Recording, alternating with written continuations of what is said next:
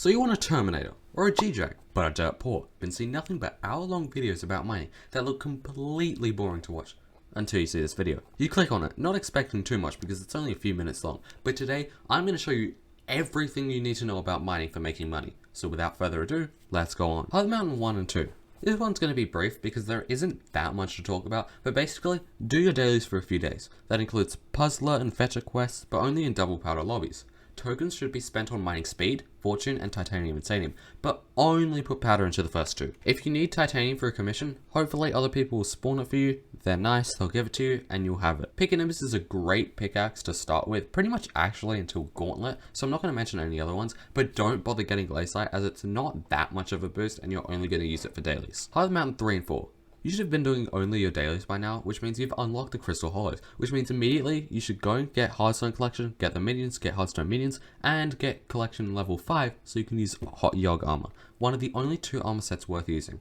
Yogg is great because pristine slots, and pristine is the best stat in the game for mining. Basically, the rest of the grind is working on getting Hard Mountain 6 because that's where the fun starts. Well, not fun, but money. The last thing to get is mining speed boost, daily powder, and at Heart of the Mountain 4 get seasoned mine man and efficient miner. Efficient miner isn't actually that good because it's only used for mithril and titanium, but you're not touching those because you're in the Crystal Hollows most of the time. Dump all your powder into daily powder because it's actually kind of good, and only redeem it into 2 times powder lobbies because 2 times powder, it's free. Basically after that, keep grinding Heart of the Mountain commissions for in the Crystal Hollows until you're Heart of the Mountain 5. Congrats, you've hit Heart of the Mountain 5. You're literally not doing anything different.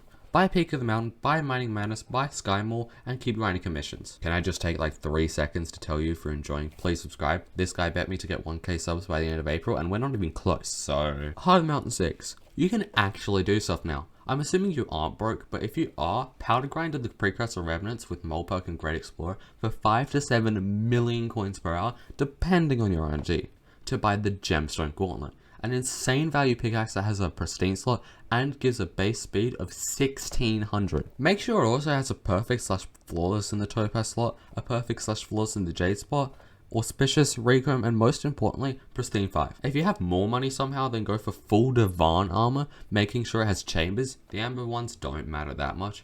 Jaded, recomb bob, all recommended with flawless and perfect gemstones in the slots. After that, you can try and make money, but Hard Mountain 7 is going to be a massive step in getting more money because you're getting mining speed 2, mining fortune 2, as well as powder buff, which gives a start to the next chapter in our story. Powder mining. Powder mining is the most essential part of mining there really is, giving stat buffs and most importantly more coin per hour unlike any other source.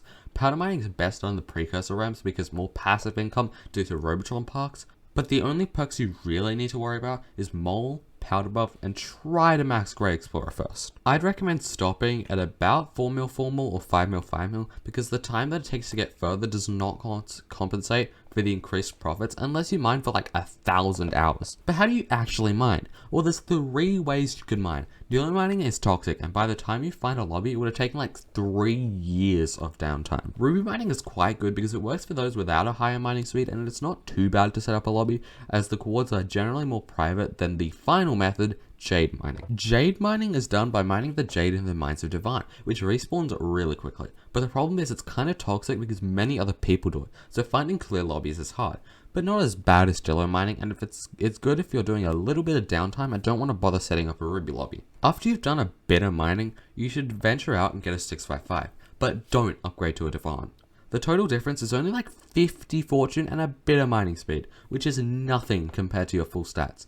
The amount of time it would take to completely pay it off based on profit margins is something like 700 hours. And by the time you've mined for 700 hours, you've already made something like 15 billion coins. What more do you want? The last thing I want to say is participate in every mining festival you can.